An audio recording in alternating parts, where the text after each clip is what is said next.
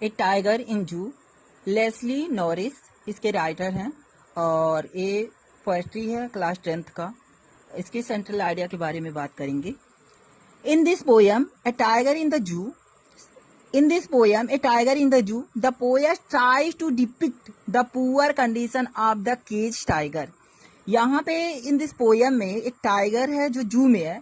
The poet try कोशिश करते हैं depict the poor condition of the cage tiger, जो एक केज में यानी दो पिंजड़े में एक टाइगर होता है उसका क्या कंडीशन होता है उस बात को चित्रण करने का प्रयास किए हैं। He constructs and compares the life of caged tiger with the tiger living in the natural habitat, etc. a jungle। यहाँ पे construct इस बात का विरोधाभास भी है and compares करते हैं लाइफ ऑफ केज टाइगर, उस केज टाइगर को जो रहता है लिविंग इन नेचुरल हैबिटेट, जो नेचुरल तरीके से रहता है इन ए जंगल, एटीसी ए जंगल में एक नेचुरल तरीके से रहता है, उसका कंपैरिजन किया गया है एक उस टाइगर से जो एक उसमें रहता है जू में।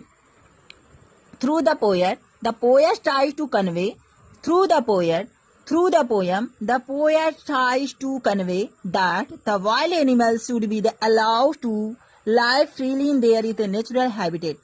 इस थ्रू मतलब होता के द्वारा, पोएम के द्वारा द पोएट ट्राई कोशिश करते हैं, कन्वे करना मतलब होता अपनी विचारधारा को आप तक पहुंचाना चाहते हैं। दैट की wild animal should be, wild animal को भी अलाउ होना चाहिए to live freely in their natural habitat.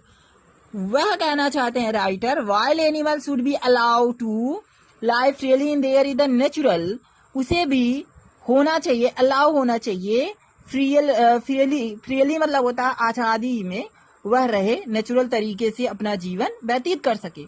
Freedom is loved, freedom सबको प्यारा है। बाय ऑल लिविंग बीइंग, सभी जीवों के लिए फ्रीडम प्यारा है। बीइंग, ऑल लिविंग बीइंग, जितने भी जीव जंतु हैं सबके लिए फ्रीडम प्यारा है। And not just for human